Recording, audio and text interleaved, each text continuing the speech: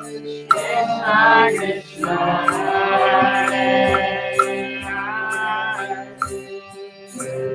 Hare Rama,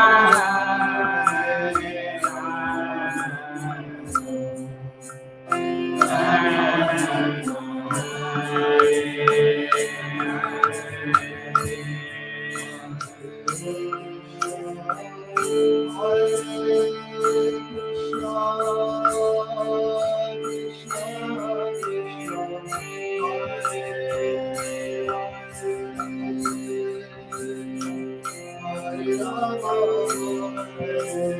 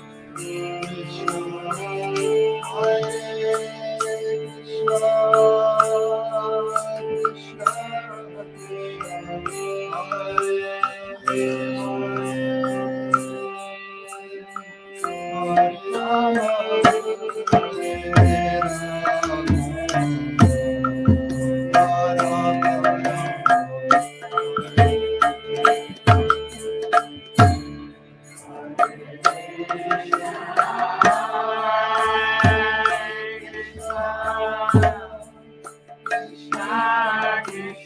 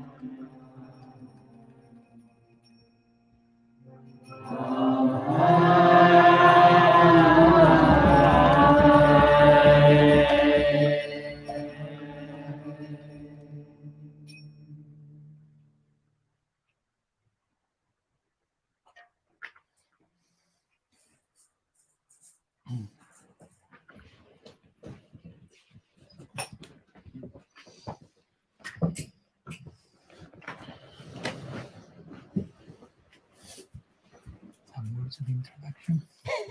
Bless the occasion.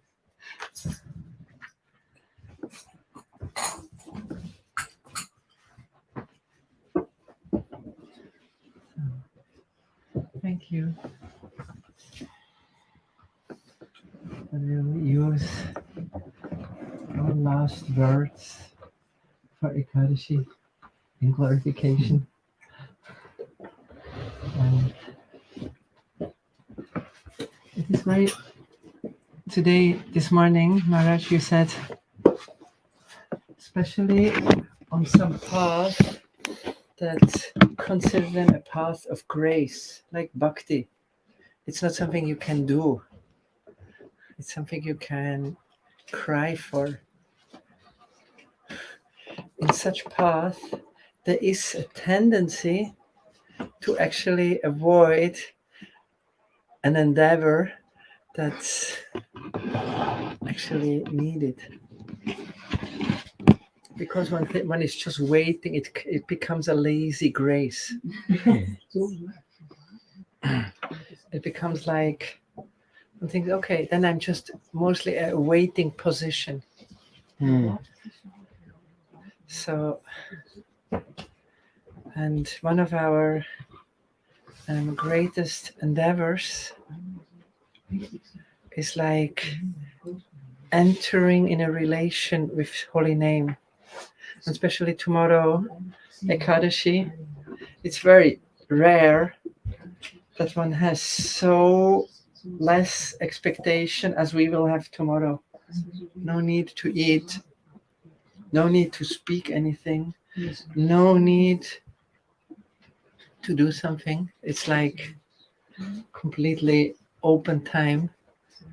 So Maharaj, maybe you can say a few words to this titanic endeavor to meet Srinam, and especially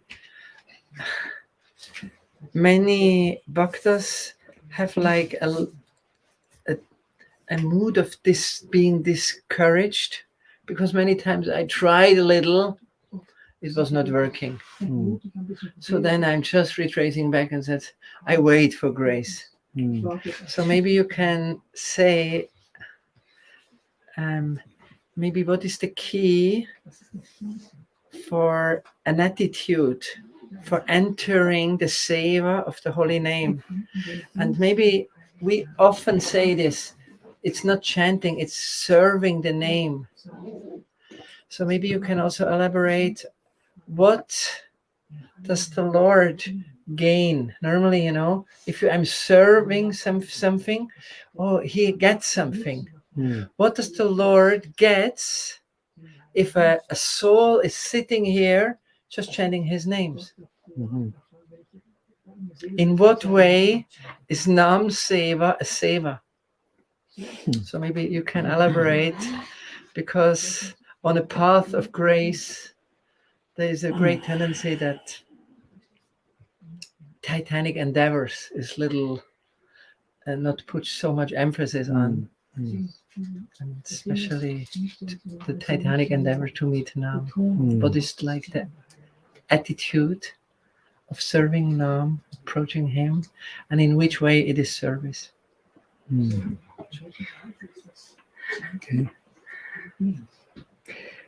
Om Jnana-timirandasya Jnanam Jana Shalakya Chakshunmilitam Jena Tasmai Shri Gurave Namah Namashirishtam Manumapi Satriputram Atra Sarupam Rupam Tasyagrajamurupurim Matarim Gostavatim Radha Kundam Girivaram Maho Radhikamadhavasam Prapto Yasya Pratitha Kripaya Shri Gurum Tamnatasmi Vancha Kalpataru Vyascha Kripa Sindhuvyaiva Cha Patitanam Pavanebhyo Vaishnavebhyo Namo Namah Nikhila Shruti Male Ratnamala Nirajita Padapankajanta Haji Mukta Kulairupasyamanam Haritastam Harinam Samshrayami Naripitacharim Chirat Karunayavatirna Kalu Samarpaitanam Natochvalarasam Svabhakti Sriyam Hari Purata Sundara Dyuti Kadamba Sandipita Sada Hridaye Khandaresh Purato Vasachinandanaha Janulambita Bujo Kanakavadato Sankirtanai Kapitaro Kamalaya Taksham Vishwambaro Dijavaro Jugadharma Palo Ande Jagat Priyakaro Karunavataru Ladini Shakti Sarupaya Gauranga Suridaya Cha Bhakta Shakti Pradhanaya Gadadhara Namastate He Krishna Karuna Sindho Dinabandho Jagatpate Gopesha Gopika Kanta Radha Kanta Namastate Radhe Vrindavanadishe Karunamrita Vahini Kripaya Nijapadabja Dasyan Mahim Pradiyatam Bhaktya Vihina Aparadha Lakshay Kshipta Shakamadhi Tarangamadhi Kripa Maitvam Sharanam Prapanam Vrinde Maste Charanarvindam Vrinde Maste Charanarvindam Srila Gurudev ki Jai Sriman Mahaprabhu ki Jai Shri Harinam Sankirtan ki Jai Shri Shri Gaur Gadadhar Ji ki Jai Shri Shri Radha Govinda Ji ki Jai Gaur Bhakta Vrinda ki Jai Gaur Pramanand Hari Bol. So, good evening to all of you. First of all, Pranam, thanks so much for coming. This is Turim, he just arrived. Welcome, pleasure to meet you. So, today we have ISTAGOSTHI, questions and answers, and our Krishna Chandra Prabhu has started the revolution with his introduction question or topic, requesting to share some words about this concept of Nama-seva, and how to approach, in his words, this titanic project of developing an eternal loving relationship with Sri Nam. So it may sound a little strange for some to develop a relationship with the sound, but of course we have to understand that the sound is a person, and we are relating to a person through a sound. In this case, a person, of course, our divine couple, Sri Sri Radha Govinda Dev. So we want to give pleasure to them. So what's the meaning of this? Because of course, as Krishna Chandra Prabhu said, when we are chanting, externally all of us are chanting, but internally each one may be doing different things. No? Some may be, I mean, I'm not saying you, but sometimes in some cases some may be just counting, not chanting. So it's not counting the holy name, it's chanting the holy name. You don't count a loving relationship. If you want to establish a loving relationship, it's not about numbers, not about calculation, no? Counting. What to speak counting, praying when this will be over. No? You are praying when this will never be over. No? When I will reach that point where it's painful for me to wake up for my bhajan. It's getting difficult to live my asana, my bhajan. That's the moment that you can conclude, okay, some mercy, real mercy. I'm being able to catch some real mercy. Some people sometimes have criticized our Prabhupada Bhaktisiddhanta, saying he was not a Raganuga Bhakta, and that's why he conducted this big preaching mission. He didn't have the capacity of becoming a fully absorbed Bhajananandi. But those who say that are missing a very important chapter in the life of Prabhupada Bhaktisiddhanta, right before he started his preaching mission. And that's when he sat for Sat Kotinam Yajna, which means basically to chant 1 billion names in a row, basically, which means one decade, basically, of chanting 3 lakhs every single day. 192 rounds per day for 9 years approximately. Then he woke up and started Gaudiya Math on the basis of his bhajan. So for him, it's not that, okay, I have to preach and do many managerial things because it's difficult for me to sit and chant. For him, it was difficult to wake up for the sitting and chanting. He was feeling so much drawn and attracted to serve Srinam. So Nama-seva is a very confidential topic. And actually, the ultimate goal of our life is inside there. Everything is in Nama-seva. If properly understood, what's Nam and what's Seva, because we may be accustomed to use the words Nam, Seva, holy name, service, but how does it translate in practice, and which are the fullest implications of that? As we mentioned the other day, Krishna in the Gita, for example, when he mentions how to obtain real knowledge from Sri Guru, he will use the word Seva there, but before Seva, he will say some other things. He will say Pranipat, Pariprashna, and then we can speak about Seva. So first he's saying surrender. Then he's saying be humble. And then we can speak about Seva. Sometimes we want to do Seva, begin doing Seva first. But we think that Seva sometimes is just doing some things. No? Give me something to do. So I do some service.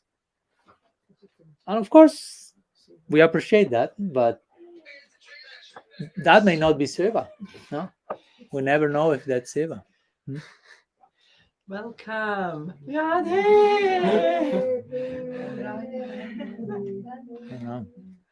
is Prema Devi.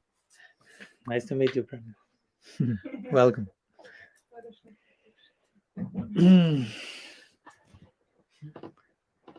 So Seva, in one sense, comes up as the fruit, if you will, of a whole process of surrender, of offering ourselves, of opening our hearts, of doing sacrifice.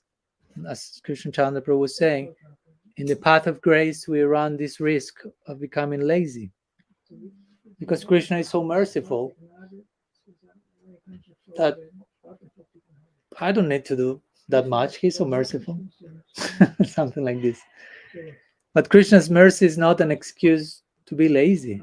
On the contrary, if you really appreciate the principle of mercy, that will inspire you to make the greatest effort you can do in your life.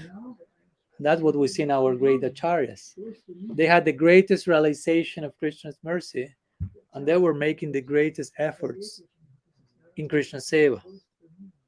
The more you realize how merciful Krishna is, the more you will be making some effort in relation to that mercy. It's not that I have full realization of Krishna's mercy, so I don't need to do anything now, because he's so merciful. It's not like that.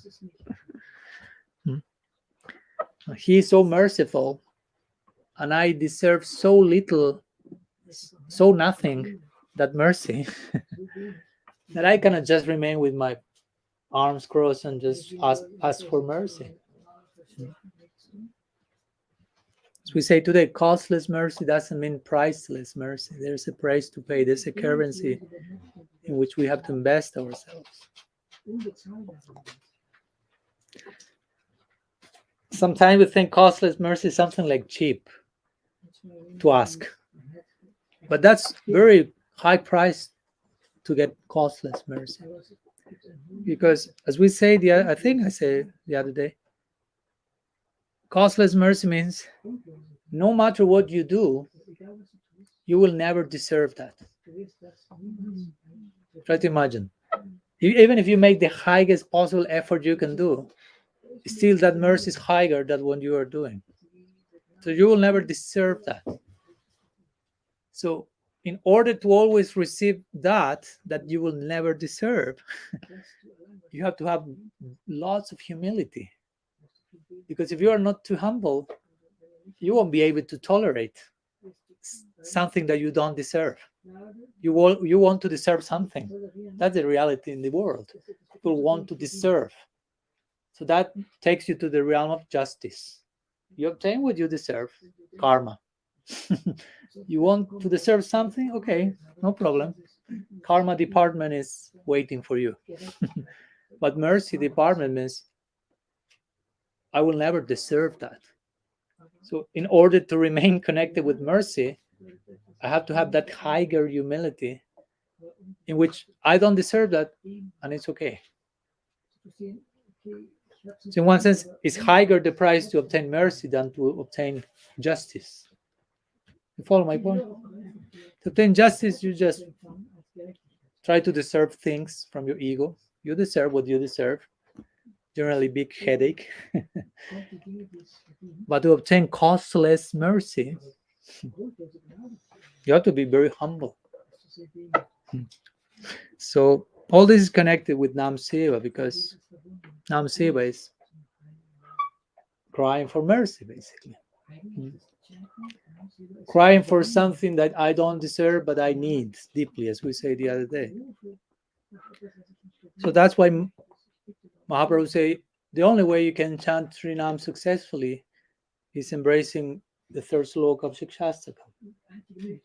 Krishna Das Kaviraj Goswami said, you will attain Prem by chanting Srinam only if you chant following the spirit of this verse. Only with that humility. Because if that humility is not there, you won't be able to cry for mercy. It will be too painful for your ego to cry for mercy constantly. But if you're humble, that will be that will be a great relief. That will be a great celebration.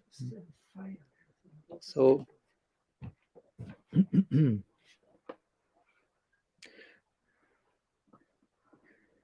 so Nama-seva again. Seva means, technically speaking, giving pleasure to the object of my affection. Sometimes we translate it service. And it's okay if you understand what's the meaning of service. Because you have devotional service, but also you have military service, social service, so many services.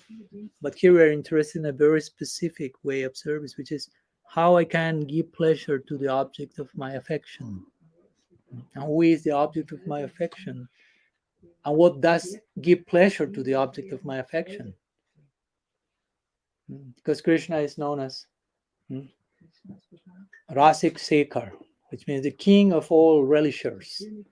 So he only finds pleasure in very specific things. You cannot give just something like this and expect find pleasure there. He's a very refined connoisseur, as we will say. Connoisseur, you follow?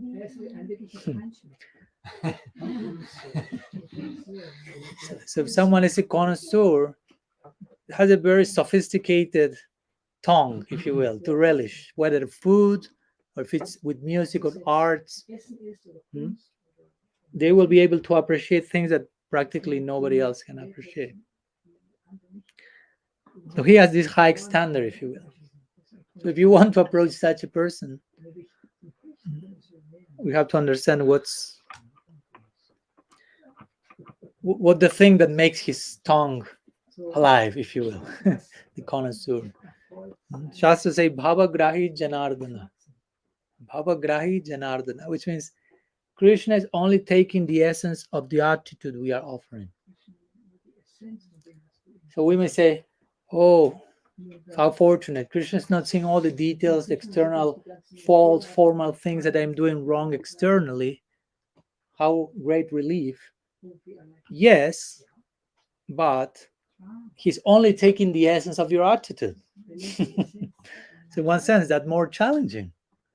Because I cannot entertain him with some external show. He will go all right through all that and see what's the essence of your attitude. And hopefully there is some essence in my attitude. Because if not, Krishna has no ears and no eyes to perceive that. The famous example, as you know, is when Duryodhana prepared this big feast for Krishna. Externally wanting to please Krishna, but internally he wanted to have Krishna on his side before the Kurukshetra war. It was a totally calculated, how to say, maneuver? Yeah. The word's maneuver. In Spanish, it's maniobra. Anyhow, some calculated movement trying to manipulate it. Okay. But externally seemed, oh, he prepares such a huge feast for Krishna. All the different preparations that Duryodhana learned that Krishna likes. But there was no bhakti there. And as we know, Krishna says, Patram pushpam phalantoyam, jome bhakti prayachati, tadaham bhakti uparitam ashnami prayatatmana.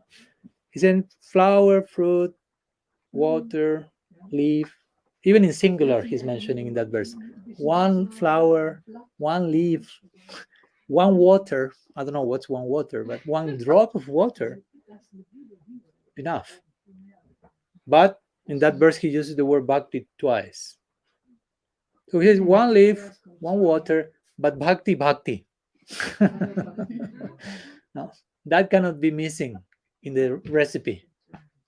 The masala has to have bhakti. Bhakti masala. If not, Krishna is not hungry. Krishna's diet is on the basis of bhakti. Bhakti makes Krishna's stomach like to be hungry. Duryodhana was not putting bhakti in the masala. So Krishna walks all this feast. He continued walking. Like if he will be walking in the desert, there's nothing here. He just went straight to the house of Vidura, as you may know. Vidura is a great bhakta, but externally being born in a low caste and all these external details that were not in place, but his heart was full in place. And that's important thing for Janardhan, Baba Grahi Janardhan. So Krishna knocked on Vidura's house. Vidura was not at home, but Vidura's wife was there. As you know, she was surprised. Imagine you are in your house and someone, you open Krishna. And not only that, but Krishna, you see, Krishna says, he says, I'm hungry. You have something to eat? No, nothing like good morning, how are you? Can I enter? No, she entered the house, I'm hungry. Like when you go and visit your mom, you don't tell your mom, excuse me, mom, do you think that there may be something extra in the fridge? I'm hungry. Probably she will tell you before, are you hungry? Even if you say, I'm not hungry, do you have, and you put something in your mouth. No? That's what Salya Bhav. No? That's Jashoda with Krishna. No? In the eyes of Jashoda, Krishna is always undernourished. No? He's never eating enough. He's always like this. In Jashoda's Vatsalya, you never eat enough, you never eat enough. Eat more, eat more, eat more. So as we know, the wife of Vidura said, I have nothing to offer you. I have not prepared anything. You came just by surprise. And we are so poor, we don't have anything. I only have some few bananas here. Krishna is hungry for bhakti. Krishna is not hungry for bananas, for sabji, for dal. He wants bhakti. So he went where bhakti was present. I'm hungry. He knew there is bhakti. I'm hungry then. No? Like Krishna Chandra Prabhu was telling me today, Maharaj, I'm hungry. I'm thirsty. I'm hungry. Open your mouth and speak Harikatha. Okay, so I'm trying to feed Krishna Chandra Prabhu's digestive fire, which is very powerful. He always asks for more. Insatiable. Bhima is just a joke, how much he eats compared to how much Krishna Chandra Prabhu is digesting internally. So he's our Bhima in devotional terms. Devourer of Harikatha, asking for more. So Krishna was hungry for bhakti. So he said that, and Vidura's wife said, I only have some bananas. So Krishna didn't care for bananas. He said, bring whatever you have. He knew they will come with the bhakti masala inside. But what we know, Vidura's wife has such love for Krishna that when she took the bananas offered to Krishna, she was so investing so much her heart there that she started to peel the bananas. And what did happen? She started to throw the bananas and to give Krishna the peels. That's not in the cooking book there, Hare Krishna cooking book in the kitchen. No? Offer banana peels to Krishna. But when you have prem, the offering may change. No? Like when Sanatana Goswami was worshipping Madan Mohan, and Madan Mohan at one point asked Sanatana Goswami was offering Madan Mohan one little bread without salt. That was the daily offering. That was what he had. That was the contract they established. I can offer this on a daily basis. Madan Mohan said yes. But one day Madan Mohan said, do you have maybe a little bit salt to put on the bread? Of course, to begin with, that's not in the Archana Padati. No? In the manual how to worship the deity, it doesn't say what should you say if the deity starts to speak with you. But this happened to Sanatana Goswami. So Madan Mohan said, do you have some salt? And Sanatana said, no, I don't have salt. And I told you I don't have salt. So there is no salt. And I know you, Sanatana said, first you ask for salt. Then if I give you salt, then you will ask for ghee, for kachori, pakora, laddu. No. I have only this. So if you like, you stay with me. If not, you can go. That was Sanatana Goswami's reply to Thakurji. Again, that's not in the Archana Padati. So similarly, Vidura was given to Krishna banana peels. So Krishna says in the Gita, no, I accept flower, fruit. He said, I accept. He's not saying I necessarily eat that. I can accept. This is with love, thank you. But Krishna did not only accept the peels. He took the peels, he started to devour the peels, one after another. And of course, Vidura's wife was not aware what's going on. And Krishna was not aware what's going on. The two of them were blinded by love. Love is blind, they say, right? And Vidura comes into the house and he sees that scene. His wife giving banana peels to Krishna, and Krishna eating all these banana peels. And ecstasy, the two of them in ecstasy of Vidura say, "What's going on in my house here?" He tries like to stop her wife. "What you are doing? How can you offer banana peels to Bhagavan?" And Krishna stops Vidura, said, "No, don't chastise her. She's doing the right thing. She's offering her heart so much that she loses sight of the technicality of the details of that peel, banana, secondary." So that's Baba Grahi Janardana. Krishna only sees the essence of our offering.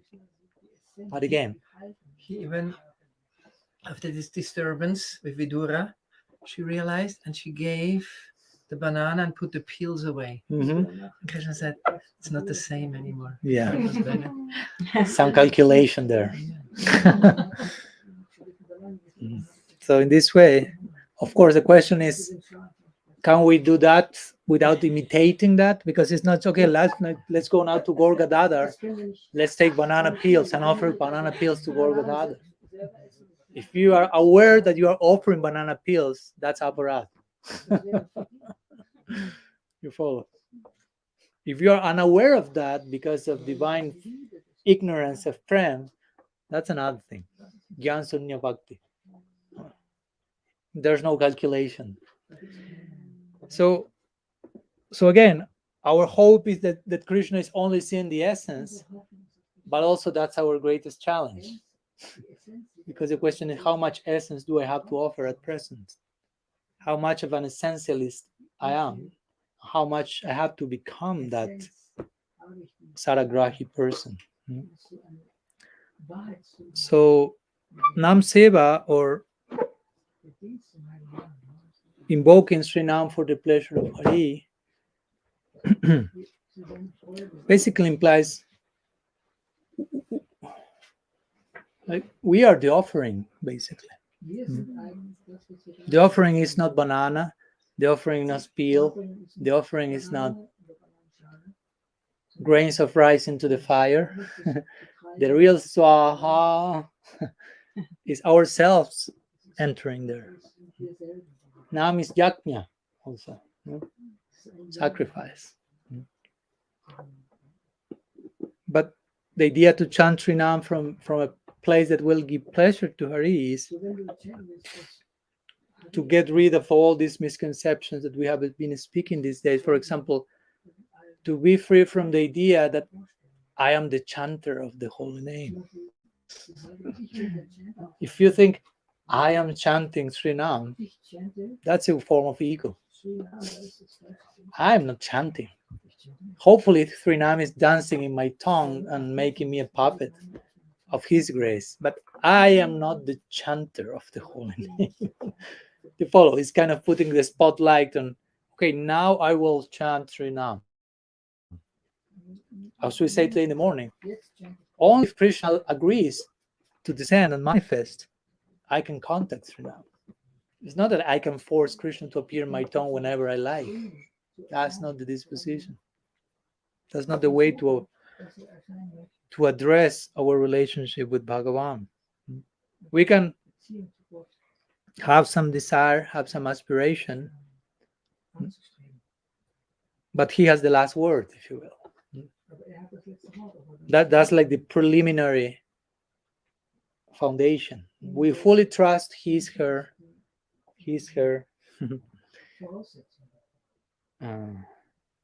mercy and love on us. But we are trying to, as my Guru Maharaj likes to say, we are not trying to make Sri Nam part of our agenda. We are interested in becoming part of the agenda of Sri Nam. The holy name has an agenda of his own, a plan of his own. And we want to be part of that. Not so much, hey, adapt to I already have this great plan, so please, Nam, make this successful. This is the plan. So you come and make magic here. But what's your plan? How can I serve you? What's your necessity? Of course, there are levels of chanting. In the beginning, we may still have so many so-called necessities. And we approach Sri Nam with that idea in mind. Please provide, give, help me, relieve me. Thank you. It's okay. Krishna will say, at least he's approaching me. But the more we grow in our relationship with the name, we realize, again, the name is a person. And this person has necessities out of love. That's a very mysterious idea. Krishna is Atmaram, as we were speaking the other day. He's self-satisfied on one level. On another level, he's not satisfied. He always hungry for more. Because that's the nature of love. Love fulfills you, but it can always grow. So since it can always grow, there's always room for more, and makes you needy for that more. So that's the paradox of love. You are self-satisfied, but you are transcendentally dissatisfied. There can always be more. So a necessity comes, not due to lack of love, but out of love.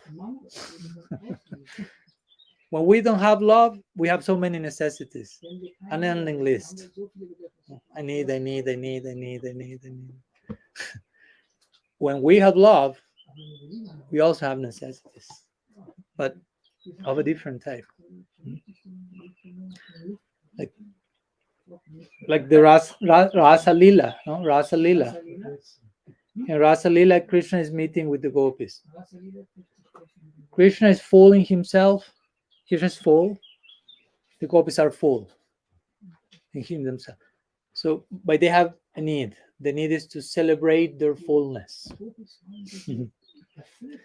No? My Guru Maharaj likes to speak about these three layers: karma, jnana, and bhakti. In karma, we are moving in this world, running here and there, because so many desires we have. So we cannot just sit still, like the Buddha did. He attained perfection just by sitting. Try to imagine how to attain perfection. Just sit below that tree. What else?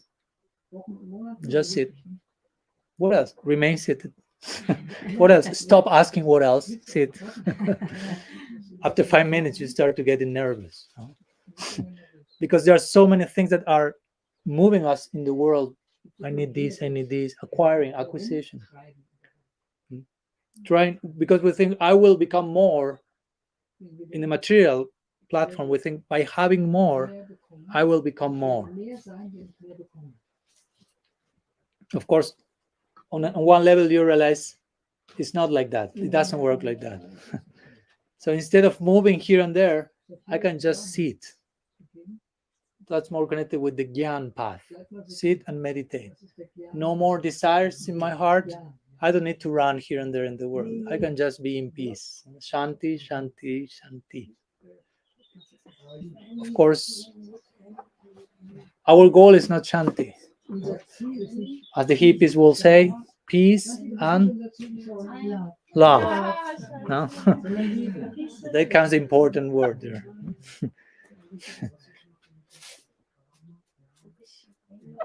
So karma means to run here and there, if you will, in the world, impelled by material desires. Gyan means to stop all movement and be in peace. And bhakti means, you see Mahaprabhu, his associate, they are not just like, they're moving a lot. But their movement is different. There's a different movement in their hearts, and that takes them to move externally in a different way. Their movement is celebratory movement. So they move out of fullness. They are so full that they feel the need to wake up and dance and celebrate. So it's a different movement than the movement of the follower of karma. They are full. Like when you love, you cannot remain seated. You need to do something with that. That's overflowing you. So the idea is that love creates this necessity of celebration, this necessity of movement. So Krishna, Sri Radha and Krishna, Sri Harinam, divine couple in this unique, mercifully form, they have lots of necessities of service. They have more necessities than we have, technically speaking. We think we have so many necessities. But if we don't love, our necessities are kind of a joke, basically. Real necessities come when you love. Those are real necessities. Why? Because, for example, as we were reading yesterday, in the Nishanta Lila, what Sri Radha and Krishna had to separate themselves, and each one has to turn back homeward. They have to leave home and go to the so-called home. For them, that separation is basically worse than death. They are dying in separation from each other. That's real necessity. In this world, we can say, I cannot live without you, but generally we don't walk the talk. But we see Krishna is going out of Vrindavan for 100 years, and still all the Brajavasis are waiting. He said he will return. Somehow they managed to survive. They're making a great effort to keep their lives in, to keep their prana flowing. That's the biggest sacrifice. Let's remain alive, because if Krishna comes and sees that we are dead, he will suffer. So the last thing we want to do is to cause him the least suffering. Even if for us that's such a big baggage we have to carry with our life for 1 century in separation from Krishna. Somehow let's survive for his pleasure. So Sri Radha Krishna, Sriman Mahaprabhu, Srila Gurudev, as we spoke the other day, Tunde Tanda Viniratim Vitanuti, Tundavali Labdhayi, and so on, they are desperate personalities. They are very in need of support. On a daily basis, Radha and Krishna are about to die in separation from each other, many times per day. And part of our service, when we will enter that realm, believe it or not, but part of our service will be to save their lives every single day. You think that's a joke? Better you prepare for that. You will have to save the life of God on a daily basis many times, every single day for eternity. That's a very needy place. So they are in need of service. They are in need of support. They are in need of hope.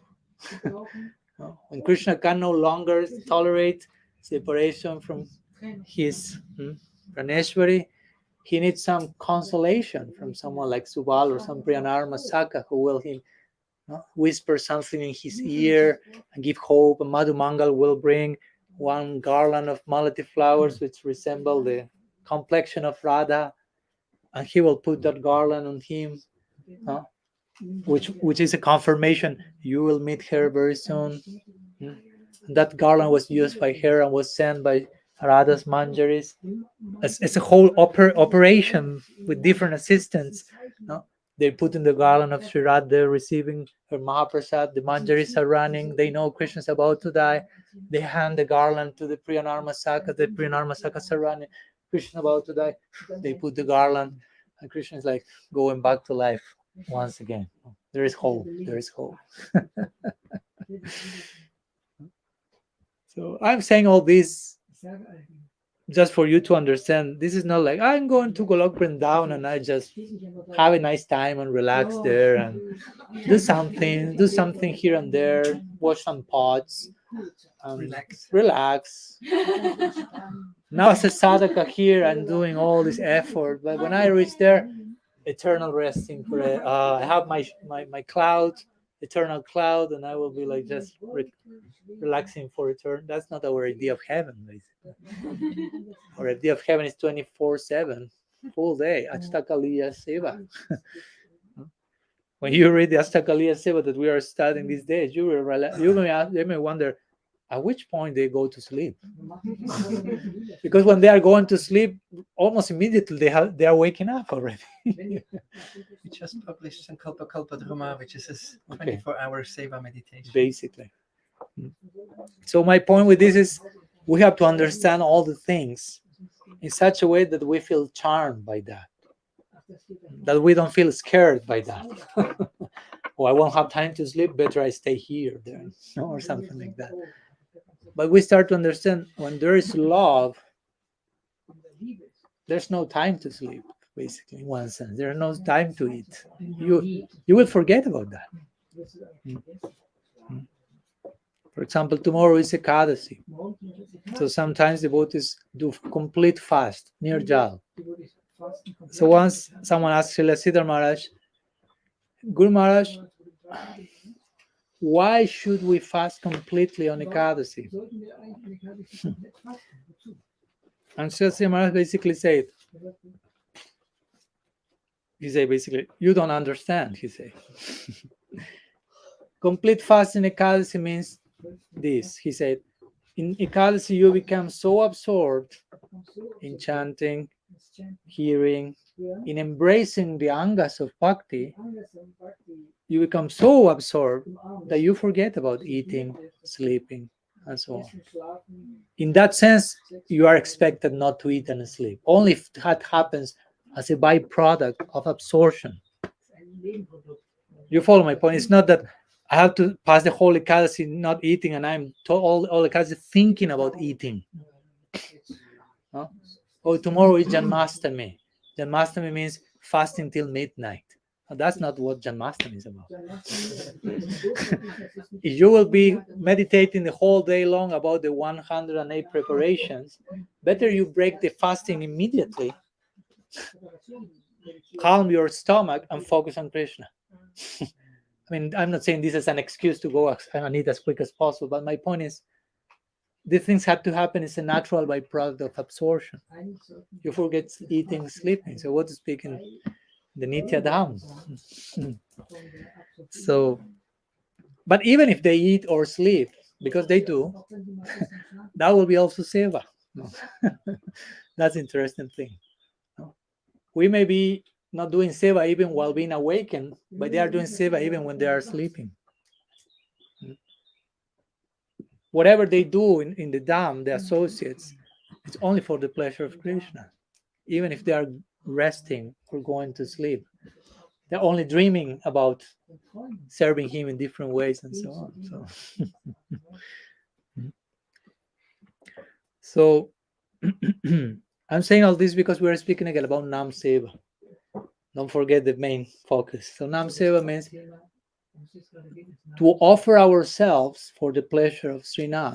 And the pleasure of Srinam has to do also with the necessity of the moment, because our service will be there will be remuneration to our service according to the necessity of the moment.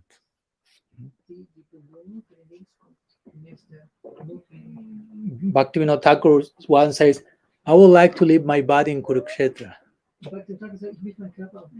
I was like, whoa. Because generally Vaishnavas will say, I would like to pass away in one of the dhams, Puri, Navdiya, Vrindavan. But Kurukshetra generally is not considering the equation. Bhaktivinoda Thakur said, I want to leave my body there. So that's very mysterious, very interesting. So he said, that's quite tight. We spoke recently about that in Ratha Yatra. Why he's saying this? Because in Kurukshetra, as you may know, Bhagavad Gita was spoken, but something else happened before Bhagavad Gita. And that thing that happened is affecting Krishna speaking of Bhagavad Gita, actually. And what's that? Krishna has met the Brajavasis for the solar eclipse after almost a century of separation. After that, he spoke Bhagavad Gita.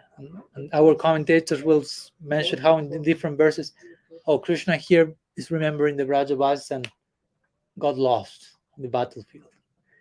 So in that moment, Krishna is meeting the Brajavasis. It's a long section. I will make short. And at one point, he's meeting the gopis and Sri Radha in particular in private. Mai bhakti bhuta nama mritataya kalpate distyat jadasi matsneho bhavati namadapana. He's saying things like this. Every person thinks that by connecting with me, they are fortunate. But Krishna says, but I feel that by me being connected with you, I am fortunate. Everyone thinks I'm making them fortunate. But Krishna is saying, I'm fortunate by connecting with you, but the love you have for me, that makes me fortunate, he says to the gopis. Of course, then the gopis will say, Ahojchate, Nalina Nava, Padar, Vindana, Medya things. When Krishna is telling Sri Radha, you can come with me to Dwarka. I can make you my queens there, I can give you a palace, a number of elephants, you have all the servants you want. What do you think? The gopis will agree?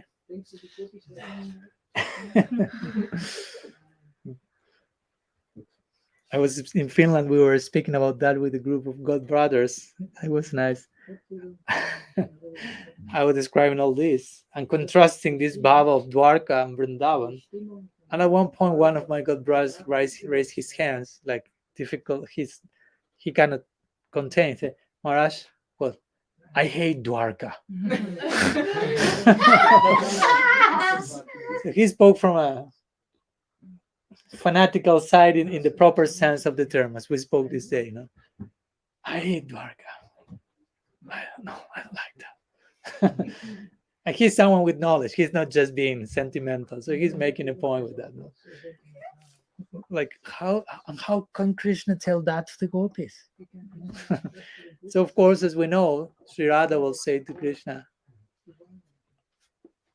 first he's inviting that, and then he's inviting, and we can unite here in this precise moment, in this place again. But Radha says, where's your peacock feather? Where's your flute? Krishna is not playing flute outside of Raj, because he's not as inspired outside of Raj. He's not receiving proper Udipana to pick the Bamsi. So there's no flute in Dwarakesh Krishna. There's no peacock feather. So Radha will say, where is the Jamuna? Where is Vrindavan? In conclusion, where are you? Where is Braja Krishna? I'm not finding the object of my love. The object of my love is not just Krishna, but Braja Krishna.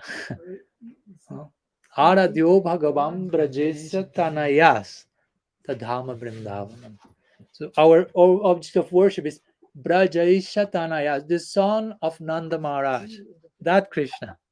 With all respect, we don't care for the son of Vasudev, with Krishna outside of Braj. Those are some other expansions. But Brajavasis have no interest in that. So Sri Radha has Krishna here in front of her, but at the same time, she doesn't have Krishna there. Krishna is there, but Krishna is not there. The playground, the stage for the drama to be enacted is not there. Vrindavan is not there. So the union cannot take place. So you can imagine at that moment how much necessity Radha has, how much in need she is in Kurukshetra. So Bhaktivinoda Thakur said, I want to leave my body at that moment in Kurukshetra. I want to enter eternally in that window and serve Radha in her moment of greatest necessity forever. That was the point he wanted to make. And interestingly, Bhaktivinoda Thakur had the resources to make arrangements to leave his body in Kurukshetra, live there, have a place there, but he didn't do that. So by saying that, he was making a point, actually. The point is, I want to enter into that eternal moment of the greatest service necessity and remain there perpetually, serving my Swami. So this is totally in connection with our Nama-seva. It's about caring for what's your need. And how can I offer myself according to the need of the moment. I don't want to be indifferent to your needs, to what you want. Because if we are indifferent, that's a form of mayabad, basically. That's a form of impersonalism. Because chanting is developing our relationship with Krishna. So if we, in a relationship, I have to care for the other person. If I don't care, I'm indifferent. How much of a relationship is there? How much personalists we are? So it's not so easy to not be impersonal. You follow? It's not just let's condemn a data bot. No, you can be impersonal in so many ways. So we are individuals.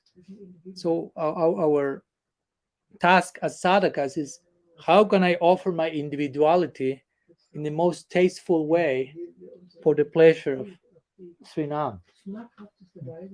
How can I develop my individuality, my personality in a way that is able to assist them in their moments of highest necessity? That may require lifetimes of preparation.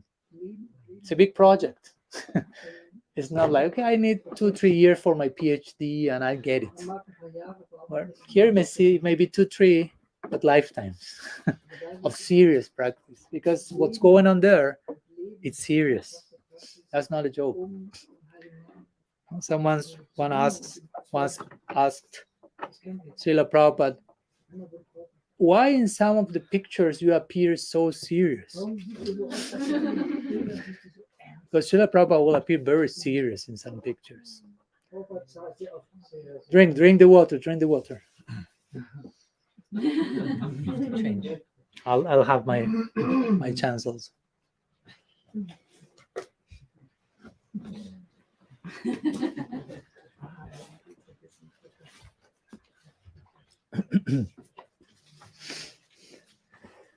Time for shifting of the translation.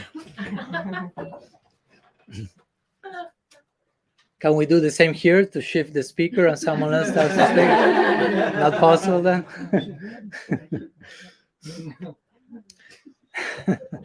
So someone asked Prabhupada, why you are so serious in some of these pictures? He seems like even angry in some pictures. Of course, there are some other pictures that he's smiling so nicely. And when he was asked, why so serious? He says, well, Krishna consciousness is a very serious issue. And he became very serious. Huh? So this is something to take very seriously. No? The place where Mahaprabhu spent his last years in his life is called Gambhira. The very word says it all. Gambhira. Gambhira means grave, deep, serious. Something serious is going on there. Again, this is not to be scared or to not to be loving. No, now I will be serious and start mistreating people. We are not speaking about that seriousness. We are speaking about commitment and responsibility with the ideal. I remember I once asked, I always tell that whenever I'm going. Once I asked my Guru Maharaj,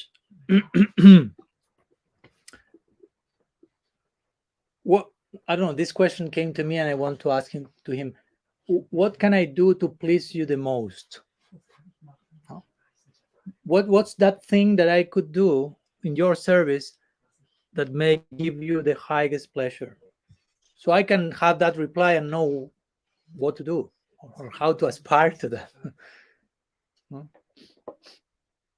So he told me, try to increase your commitment with the ideal. That was his reply. Similar to Srila Siddhartha Maharaj saying, try to change your angle of vision. So try to increase your commitment with this ideal that has come to you, with this so much dignity in this ideal, so much depth and seriousness. Sri Nam coming through Parampara this very, very deep thing. We say today, Nam Shreshtam. This is a very famous verse of Raghunath Goswami. It's a long list of all the gifts we receive from Srila Gurudev. Nama Shreshtam Manumapi Satchiputram Atraswarupam Rupam Tasyagrajamuru Purim Maturim Goshtavatim Radha Kundam Girivaram Maho Radhika Madhavasam. And because of all this, Prapto Yasya Pratita Kripaya Sri Gurum Tamnatasmi. Since I was able to attain by Gurudev's grace all the things, I give myself to him. So what's Gurudev giving us? First thing, immediately, Nam Shreshtam. Nam Shreshtam means the highest conception of the name. Guru is not only given Nam, but Nam Shreshtam. So the ultimate level of commitment and service to the necessity of the name, as we have been describing now. That's Nam Shreshtam. Not just, the name is not different from Krishna and chant. But what does it mean? Non-different from Krishna, non-different from Radha and Krishna. Who is on the other side? What's the necessity there? What's my part in that? And through that Nam Shreshtam, so many things are coming. Satchinandan Gaur Hari, Rupa Sanatan, Giriraj Govardhan, Radhakunda, Vrindavan, Radhika Madhavasam, the hope to obtain Sri Sri Radha Madha. So many gifts. So many gifts are given, now I have to give myself as a gift in reciprocation, basically. So that's what we are trying to do when I'm trying to engage in Nama-seva. Krishna has approached me, and now instead of chanting and thinking, whatever, something has to happen, I don't know, some people think different things.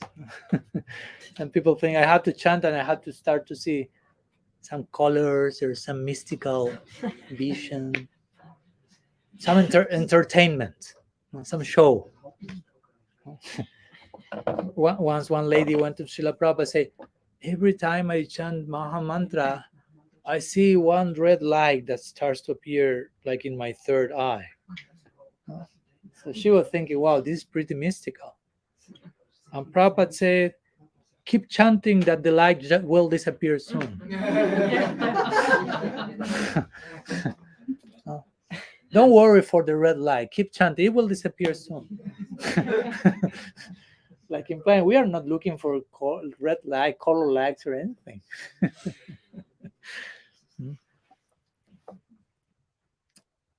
We are not even looking for, let's see if Krishna makes me feel something or he appears. He already appeared, and that's why you are chanting. I mean, he took the initiative. No, Krishna took the initiative. It's not that we took the initiative.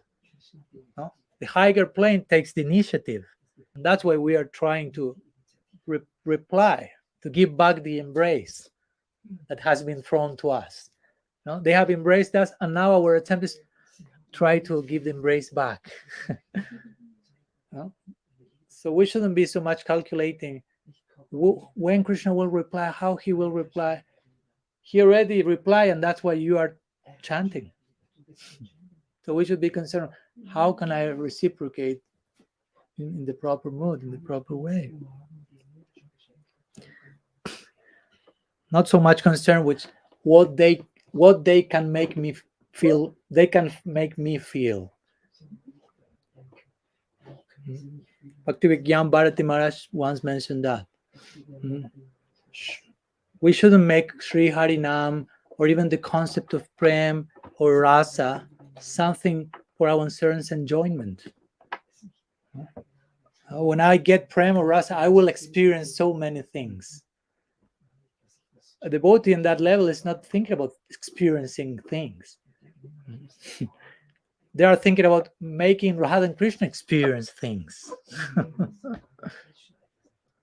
Even when some ecstasy is coming, we have these famous verses of Daruka and some others.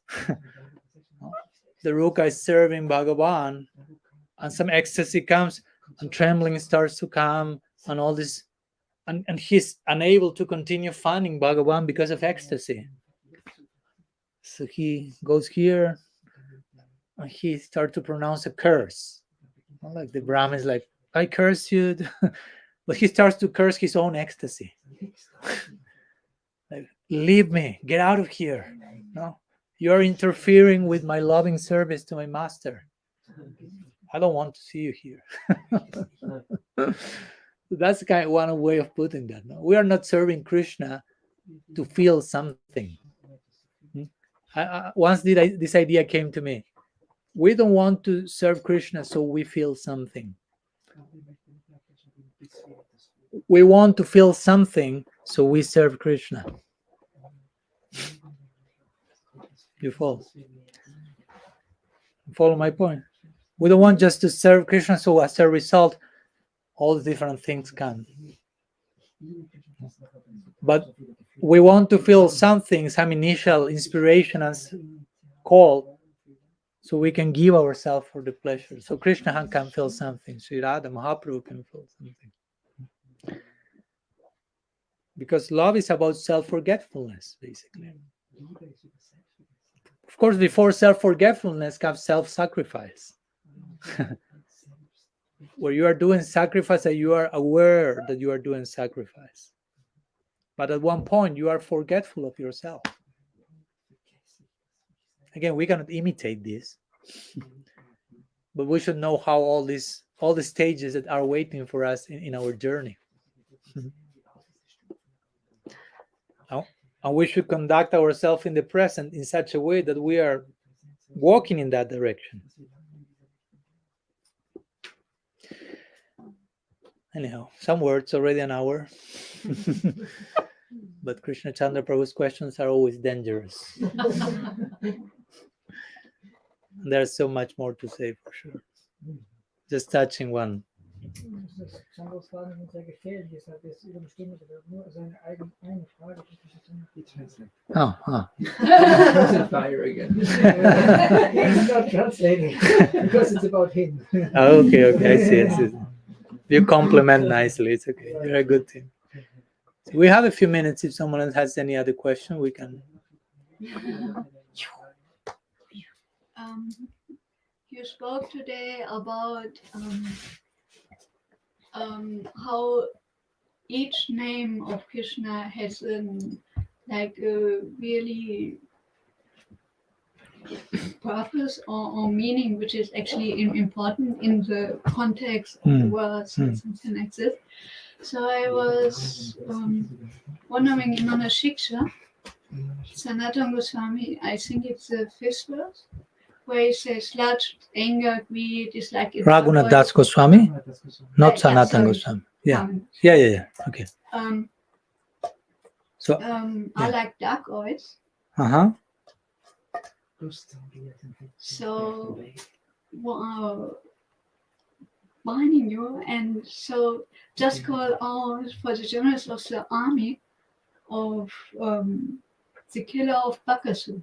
So I'm wondering why Raghunath Das Goswami is calling Krishna in this context the killer of Bakasura. Well, yeah. A very simple way to reply to that will be that, of course, he's referring to these dacoits, if you will. He's like personifying different anarthas. He will speak about Pratishtha also as a mad woman, and he will give very like specific identities to the different anarthas.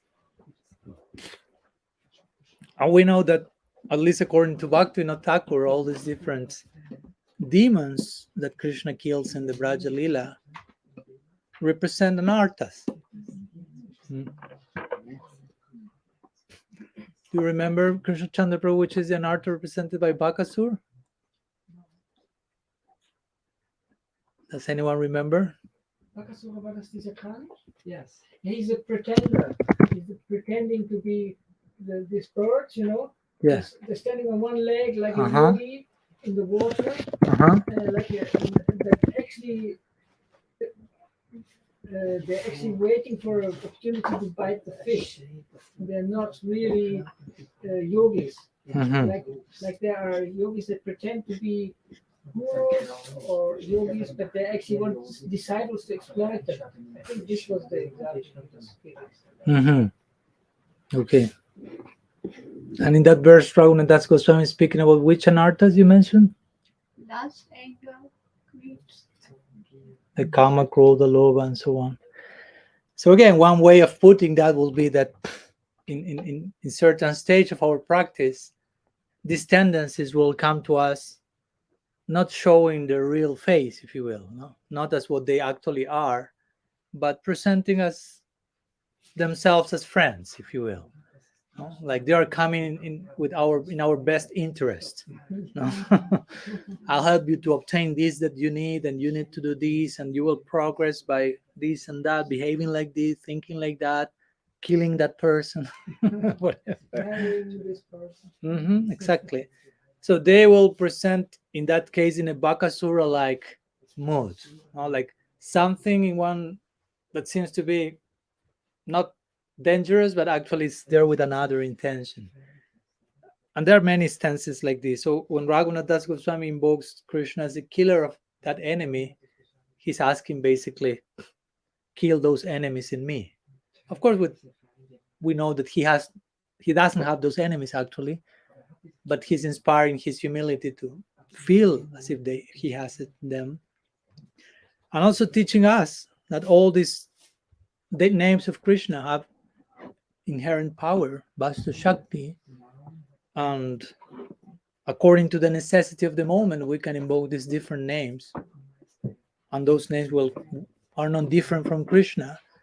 And in this case, this name is not different from him who kills this Bakasura-like mentality, if you will. Again, Bakasura is not only an outer guy outside there. Be careful with Bakasura.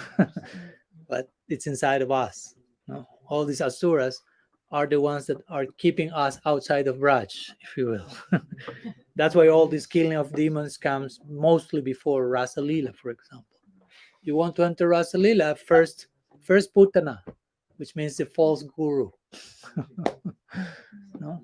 First you have to accept Guru, and to accept Guru you have to accept Sadguru, which means understand what's not Sadguru, and so on. So there's like a sequence there, and Bakasura is one of the first ones also. It's not just like the last one. So you have to deal with this Kama, Krodha, Lobha, Mada, Moha, Matsarya, and see them as they are, basically. That's the first step in that. How to deal with that? Well, acknowledge them first. Because if you are not even aware that you have those things, they will be moving you like a puppet, and you don't know they are there. You are thinking, oh, whatever, this is me. You identify with it. You are angry, this is me. I have character. No, you are being manipulated by Krodha, by anger. And anger means you have some frustration because of some desire you were not able to fulfill. But you're hiding, masking all that in, I have a very strong character. So first you have to dismantle all that show so you can see them for what they are and work on them. So in that spirit, we can call Krishna's Bakabhida, the enemy of Bakasura.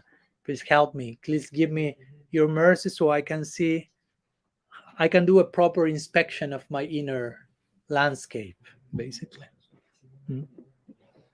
I don't want to cheat myself, basically. So that could be one explanation in that particular context, yeah. Of course, there are different verses, depending on the verse. No, there are verses in the Bhagavatam in which, for example, the gopis are suffering in separation from Krishna. And Sukadev Goswami will call Krishna Kamsari, or names like this, the enemy of Kamsa.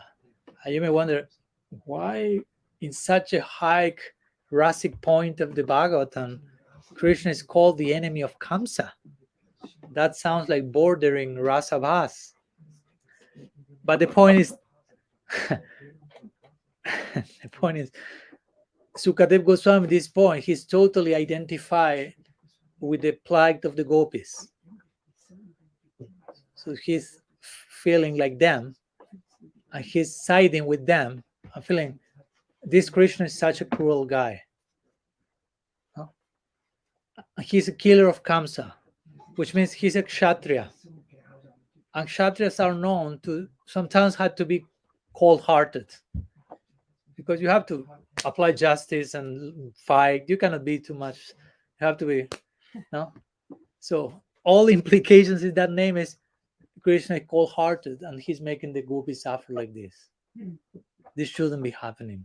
Sukadev cannot avoid siding with the gopis at that moment. So again, he's calling Krishna they're the enemy of someone, but this is in a very different situation. He's not asking Krishna, help me deal with this anartha. But Sukadev Goswami is criticizing Krishna in that moment, siding with the gopis. So again, depending the context, each name will have a very unique reason there. Okay, something else?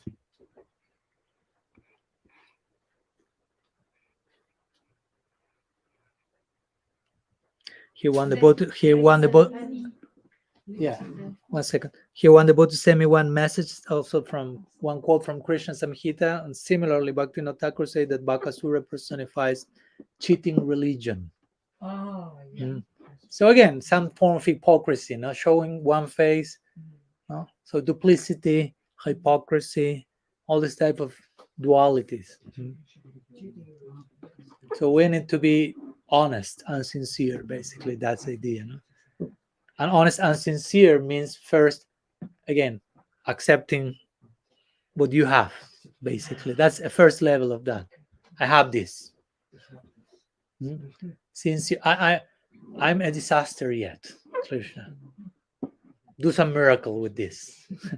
Interestingly, the word sincere, I don't know if you know the etymology of that. Okay. The ones who speak Italian may be more connected to that, no? Sincera. Well, in Spanish we say cera, no?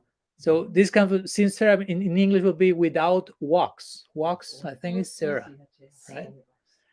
So this comes from the times where they were selling these big pieces of marble in which the artist will carve. So there were some pieces of marble that have some scratches. So they will put wax, cera, white wax. So it seems like, oh, this piece of marble is paka, perfect. So okay, give me that one. So you buy, you're working. When you hit the crack, everything's broken. So there's another section in the market where the sellers are selling the marble, but they are showing you all the crackings, and they are saying sincera. There's no wax here. So you can see all the crackings, and you can work your piece of art considering the crackings. You follow my point? So sincera means sincere. Sincerity means I present myself to Krishna. I don't try to cover my crackings, no? To put wax and show myself like I'm perfect, Krishna, everything is nice. That's not the approach. It's like, this is who I am. Please carve me. I make a piece of art. Considering the carve, you are a very expert artist. So no matter, even if there are crackings, you will use the crackings to increase the beauty of the piece of art. So that's the whole idea behind this Bakabhida. We can connect with that, no? I have this Kama, Krodha, Lobha, all these crackings are here. I don't want to cover them in front of you. You know everything about me, so I don't need to make a show.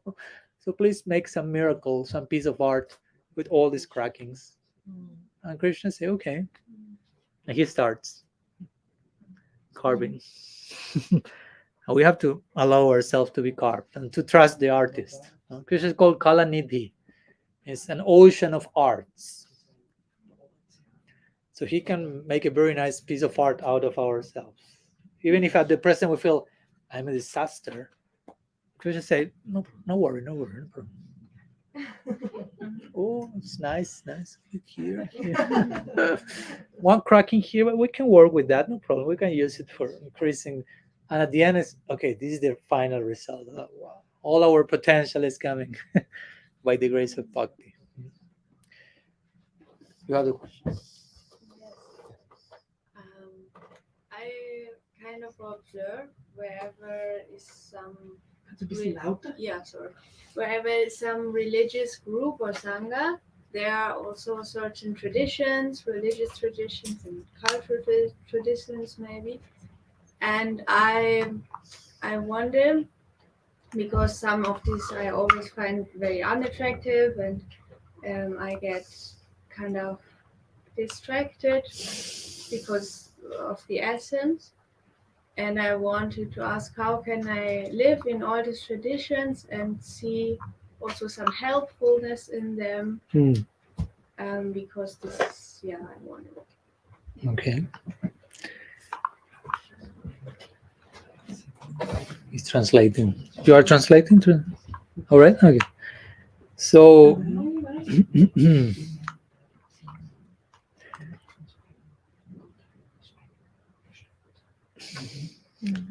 so yeah, there are different traditions.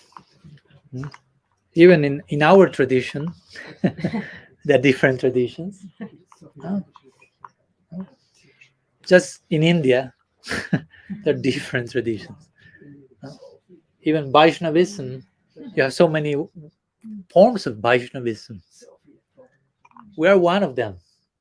What to speak of other religions, other traditions, if you will. No? So, of course, if the tradition is a mystical tradition, if you will, because we are not so much interested in the, in the religious, social side of it. That's not the deepest side, but the mystical side of the tradition. So it's very interesting when you study the lives of different mystics, how many of them, despite their background, they reach so basically the same conclusions on some level, at least. There is some common ground to their realizations. So that's an interesting point to appreciate. Now, if you are a real mystic or a real sincere seeker, you will start to have these like intimations, like realities like this, reality should be like that. You have this, reach these conclusions that are universally accepted by all mystics. Of course, I'm saying that on a general level. Then you can enter into the details of every tradition, and every tradition will offer a particular window to transcendence.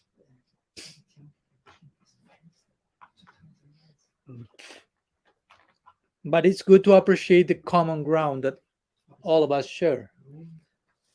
Recently, not recently, 3 months ago, recently, in that was in New Jersey, New York, I don't know, too many travels, somewhere in the US, I was invited to an inter-religious dialogue.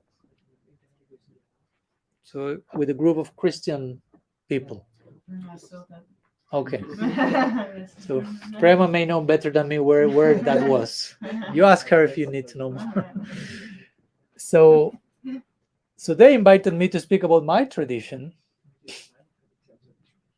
but I was speaking about my tradition, and all of them in the class were like, yeah. So, but they were not Gaudiya Vaishnavas. Of course, I tried to speak in a broad way. I was not just speaking about Rasa Leela or something, but nonetheless, I was speaking about our tradition. And at the end of the lecture, they were like, "We totally agree with everything you say."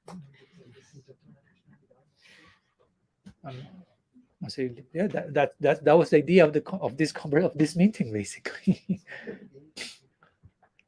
And on that basis, we can have some differences in in how we approach transcendence, but we have this deep foundation of agreement, mystical agreement.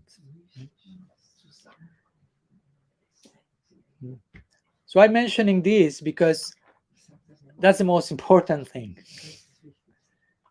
Because if we get stuck in the external details, Bhaktivinoda Thakur will mention this. I don't recall the terms now, but he speaks about three types of yeah, those three. Three kinds of sectarianism. Yeah. So one of them is more connected to, for example, the external symbols that every tradition wears, the cloth, no, some markings on the face, some particular hairstyle, which in one sense is something relative. Because in one tradition they will have like this, one tilak, another tilak, no tilak, another color of tilak. I remember that day someone asked, Maharaj, why don't you use the Gopi Chandan? I never saw that tilak. And I felt for the devotees like, this is a problem. He was feeling.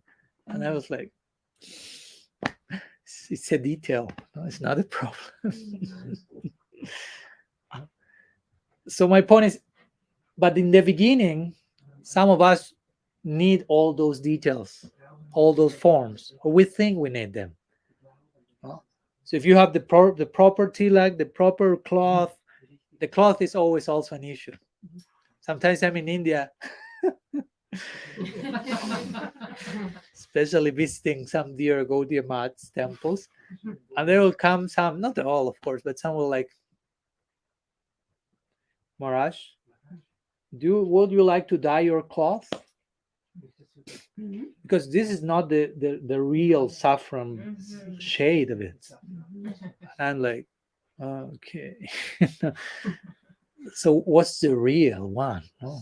Sometimes they will say, that's like the color of the tongue of a cow. And I'm just like thinking, I don't think all the cows have the same color in their tongues. So, I mean, and the sikha has to be of the size of the calf hoof print and all this type of measurements, which are there to give some idea of the thing. But I laugh because I say this color, Prabhupada Bhaktisiddhanta established this color. Before establishing this color, he tried green, he tried black, and finally he decided this one. So that's not something to absolutize. If Prabhupada Bhaktisiddhanta will be here with us, he may change again the color. Who knows?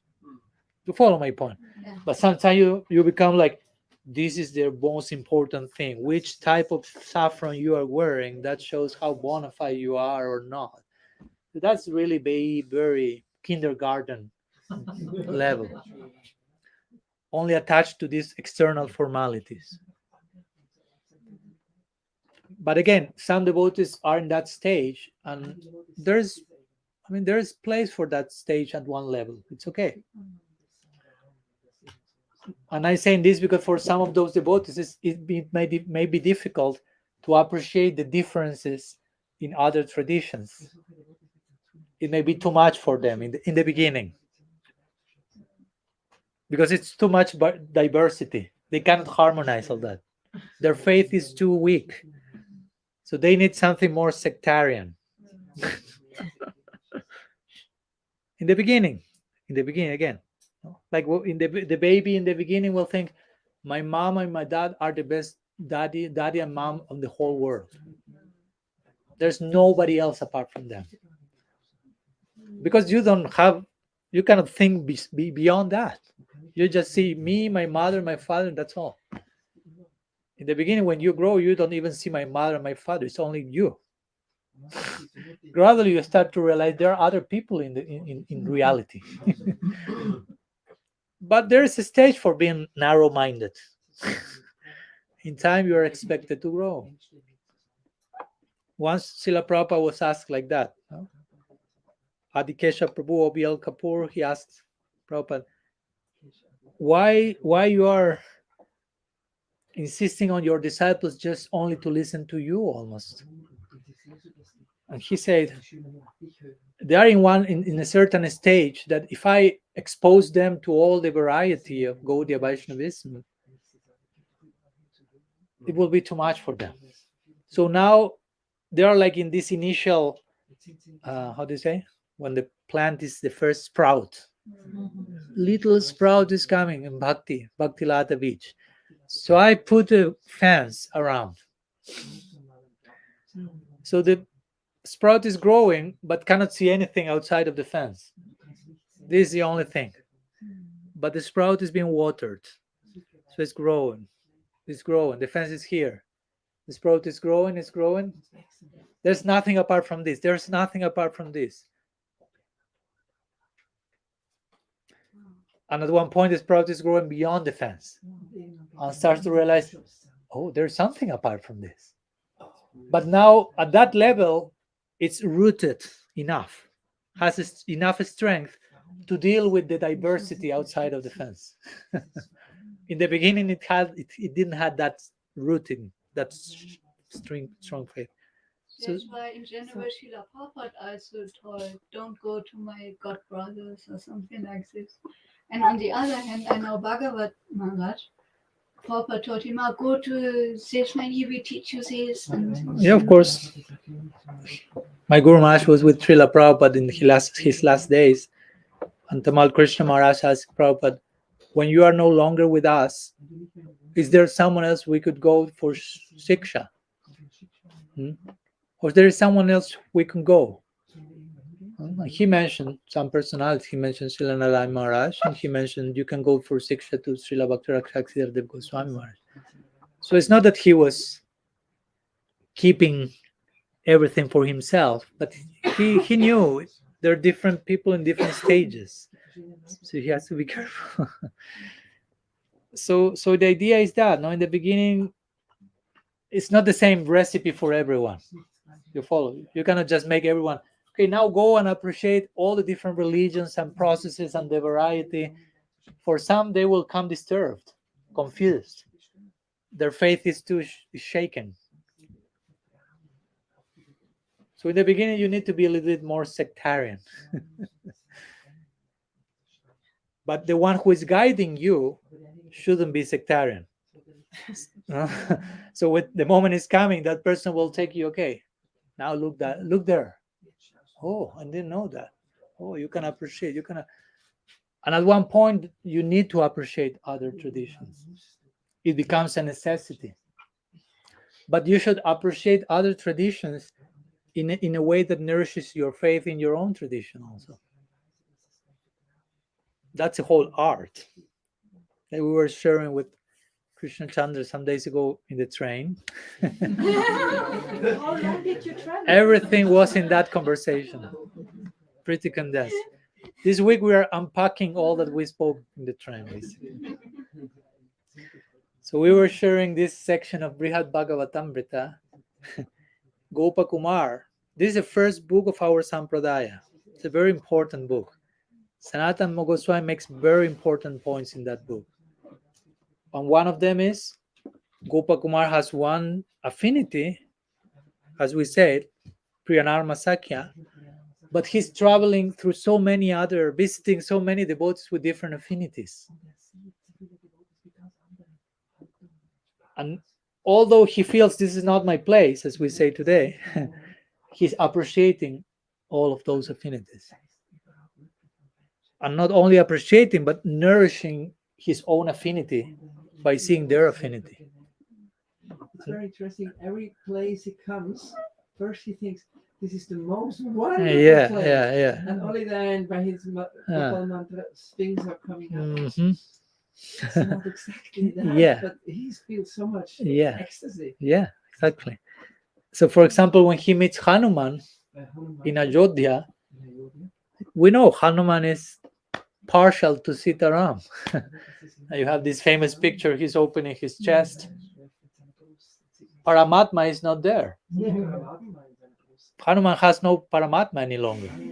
At one point of your practice, Paramatma disappears. And Bhagavan manifests. the Ishtadev. Thank you. So Hanuman's Ishtadev is Sitaram. Huh? You saw the picture, right? So Gopakumar meets Hanuman, such a person, and Gopakumar is not trying to convince Hanuman. No? Hey Hanuman, you are a lower bhakta. You worship Sitaram. I worship Krishna in Vrindavan. You have to follow my path. That's not Gopakumar. Gopakumar says, Hanuman, please sing the glories of your Ishtadev. Please the glories of your Prabhu. Of course, the two of them understand your Prabhu and my Prabhu is the same Prabhu in different modes, but it's the same person. So Hanuman started to glorify Ram, absorbed. And Gopakumar hears all that and concludes saying, Jai Madan Gopal. No? Madan Gopal is his Ishtadev. You follow? So he sees the devotion, Ram Bhakti, but that nourishes his Krishna Bhakti. Because both are glorifying the same person. So he sees the sincerity of that Bhakti, and that inspires his own sincerity in his Bhakti. And then Hanuman tells Gopakumar, please sing the glories of your Prabhu, of Madan Gopal. So Gopakumar starts to compose Kirtan with the names of Krishna in the context of Sakya Bhav in Vrindavan. And Hanuman is hearing. And what will Hanuman say at the end? Jai Shri Ram. So that's the perfection of the interreligious dialogue. I'm not trying to convince you. I'm not trying to disturb you. But I'm coming to learn from you and nourish my own affinity. The same way, if I meet a devotee, I won't tell them, you have to hear the glories of my guru now. Sit down. I'll ask, please tell me the glories of your Gurudev. I would like to hear them.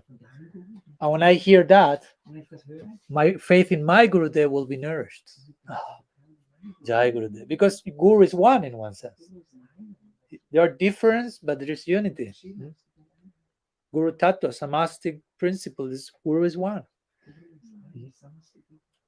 So it's not that by hearing the glories of your Guru I become envious or I become disturbed. Oh, now I will leave my Guru, I will go to your Guru. It's not like it will nourish the faith in my Guru. So in this way we should know how to appreciate diversity. But again, not everyone is on that level. Not everyone can just imitate Gopakumar. So it's important to be introspective about in which stage I am and have proper guidance from senior Vaishnavas to know what's the corresponding attitude for me in this stage regarding other practices, traditions, religions, and so on. And when you are very advanced, you can even draw meaning from newspapers. Exactly. Once Srila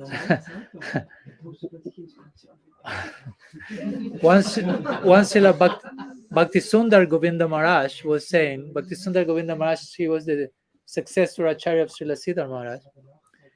And he says, when our Guru Maharaj, if our Guru Maharaj is such a personality, that if he reads the newspaper, he's reading Shastra actually. He's finding Shastra in the newspaper. The newspaper. And some persons, yeah. And some persons read Shastra, but it's actually a newspaper. Yeah, I was going to say exactly that same thing. Yeah. I was just, you read my mind. On the contrary, you may take Shastra and just, it's like reading newspaper casually, as entertainment, gossip, who knows what, no? So again, there are the levels of devotees. No? So we should know where we are. We should know which is our adhikar. The Bhagavatam says, Swedhikari janista saguna parikirtita. Means to know your own adhikar, to know your own position, that's, Bhaktivinoda Thakur will say, that's real beauty. to know where you are and be sincere, go back to sincere about that, that's real beauty. Transparency is real beauty. Not making a show of being somewhere I'm not. That's not beautiful. But to acknowledge where you are and where you want to be, that's beautiful. These two things are required. Where I want to be, what's my sadhya, where's my goal, my ideal, first, and then where I am. And what's the path between where I am and where I want to be. So you can establish the path there. The two things are required. Where I want to be, where I am. My Guru Maharaj gives the example, if you enter a shopping mall, hopefully you don't have to enter, but just in case. I don't think there are shopping malls nearby here, so no problem. But let's say you want to go to shop 108. So at the entrance of the mall, you have this sign with all the shops. So you have one which is 108. But you need a second indication to reach there. Another big red arrow that says, you are here. If you don't know where you are, it makes no sense. Oh yeah, there's 108, yeah, but I don't have the point of reference to arrive there. And if it only says you are here, but it doesn't tell where to go, what to do? So you need the two things. Where I want to go, where I am now. And then only then you can establish the path, like with the GPS. No? I want to go somewhere. Where you want to go first? Where you are, this is the path. How do I find out? Well, for that you need Another lecture. also, yeah. yeah. But in brief words, of course we need to be, as I say, introspective, attentive, honest with ourselves, and we need to have proper guidance. And guidance that maybe also that we can relate to in close proximity also. To have at least one, hopefully more than one, but at least one close friend that really knows who we are and that we can really trust that person. And they know us and they will tell us what we need to hear, basically. Not everyone is willing to tell everyone else what they need to hear. That's not so easy. Only a friend can do that. Will speak you on equal terms. With love. No, not just like, you need to hear this. No, but from the heart. Sometimes truth may be uncomfortable. May be challenging. Again, the guru is not someone to keep you in the comfort zone. The guru will make you uncomfortable, but with love. Loving discomfort or something like that. So it, no, it's okay, no problem. So that's in a brief way, no? Of course, there are. Have you studied about Madhurya Kadambini? That's a very interesting work in that connection. Vishwanath Chakravarti Thakur is describing all the stages in bhakti and the different symptoms of all the stages. So naturally, you go through them, and there's a point that you will feel, that's me. There I am. So you need to know your place in the map, if you will. Like with Shikshastakam, the Shikshastakam is showing a progression also. It's depicting all the stages. In the beginning, you may feel more inspired. That's me. I don't have still love for the name. But when you reach verse number 7, number 8, in separation from Govinda, 1 second seems like a yuga. Maybe we don't feel like that yet, to be honest. And we cannot imitate that. That's not nice. You cannot imitate Mahaprabhu in Gambhira. You will become dysfunctional psychologically if you try to do that. You will end up in the madhouse or something. But you can get inspired by that and establish that's a goal to attain. But I'm not there yet. So that's a goal where I am. So you search verse number 4, maybe not number 3, maybe not, maybe number 2, maybe there. So Madhurya Kadambini is one of these books, very important, that you can really identify, relate. And it's funny, when this I will conclude. Of course, generally most of the sadhakas are in a stage called Anishtita Bhajana Kriya. Let's be honest. Most, in general. Now, of course, there will be others who will be higher than that. But in terms of majority, practitioners will be in this stage called instability in bhakti, ups and downs. And Vishwanath Chakravarti Thakur describes them in detail with different symptoms. Utsahamai, Ghanatarala, Vishaya Sangara, Niyamakshama, Tarangarangi, and so on. And I always joke with the devotees when we are explaining those, and I start to describe each one. I say, okay, if you feel identified, you raise your hand. So I start. First symptom. Everyone is like with the 2 hands. Like, here I am, this me. Second. And you see their face. Number 3. Struggle with the senses, difficult to maintain your vows, initial enthusiasm, but then losing it, ups and downs, tendency to enjoy the results of bhakti in the form of name, fame, position, all the things that you are like, oh my God. Yeah, it's me. Also, it's me. And at the end, say, I have the 6 of them. I have all of them. I'm there. That's me.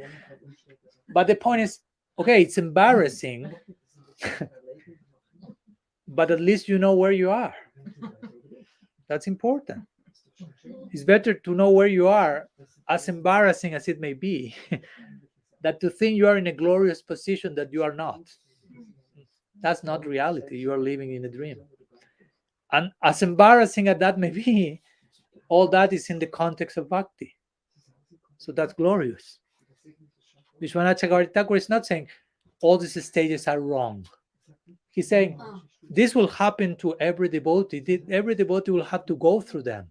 That's part of their bhakti journey. That's not the goal. You shouldn't stay there forever. But there's one point that you will have to go through them. You follow? So you shouldn't torture yourself. Oh, I must be doing something wrong. That's why I'm there. I must be offensive. That's why I'm doing. No, probably you are doing everything nice, but you have to go through those chapters. You follow my point? But you shouldn't try to justify everything so you remain there forever, because no. But you should go through those chapters, because all that is part of bhakti. Unstable, but bhakti. So that's bhakti. It's glorious. It's a mess on one side. It's a disaster. It's embarrassing, but it's glorious. It sounds contradictory. Embarrassing for the ego. Yeah, exactly. Of course. So what? Yeah, of course. But you know that sometimes the ego speaks loud there. No? No? With lots of guilt and shame, all these trips, no? And you and you start to cover, to hide all those things, because you feel hopefully nobody notices this here. And that's embarrassing to do that. That's embarrassing. But to be honest and open your heart in Sangha, in confidence, that's glorious. My Guru Maharaj once said, Sadhu Sangha, he defines Sadhu Sangha in this context. Sadhu Sangha means at the end of the day, we will sit in a circle and we will share among each other how we failed today. Like a way of saying, we will be honest and share our embarrassing moments without hiding them. And we will be heard, we will receive some feedback, and we will be empowered. We will express our vulnerability, but we will be empowered by that. Empowerment comes from vulnerability. Don't think that vulnerability is weakness. If you show your vulnerability in proper association, that's empowering. Yeah, proper. In proper association, in a proper way. I'm not promoting abuse, or anything like this, because that can happen as well. So it's not that vulnerability in itself is wrong. It just can be wrongly expressed or in a wrong environment. But the same thing that can create abuse can create empowerment. So we have to be very expert in knowing where do we open our hearts. Of course, it's a delicate decision. It's not a joke. I'm not making it cheap, but we should do it at some point, because if not, we become too much calculated. We never do it with anyone, and that's not empowering. So we have to find that. And sometimes we may try and we fail and it didn't work. It doesn't mean we will stop trying. We have to try in a better way next time, and that's how we learn to try with more accuracy. Anyhow, some words in that connection. So being a sadhaka is a journey for sure. It's a beautiful journey. To be a sadhaka is glorious. Do not think it's, again, embarrassing. I'm not a siddha, I'm not a perfect devotee yet. You are a sadhaka, you're a practitioner. That's one god sister of mine, she refers to that. She says, the beauty and the messiness of the sadhaka's journey. No? Yeah. Still beautiful. It's a beautiful mess. But it's beautiful. There's hope, as we spoke this day. Okay, we'll stop here and we continue tomorrow. Sorry, day after tomorrow. Yeah, I'm just going in automatic pilot. The day after, we have to create some long. Srila Gurudev ki jai, Sriman Mahaprabhu ki jai, Shri Hari Nam Sankirtan ki jai, Shri Gaur Gadadhar ki jai, Shri Radha Govinda Dev ki jai, Gaur Bhakta Vrinda ki jai, Gaur Premanand Hari Vancha Kalpataru Yascha Kripa Sindhupya Vachapati Tanam Pavanebhyo Vaishnavebhyo Namo Namah Ananta Koti Vaishnava Vrinda ki jai, Gaur Hari. So Maharaj, now we will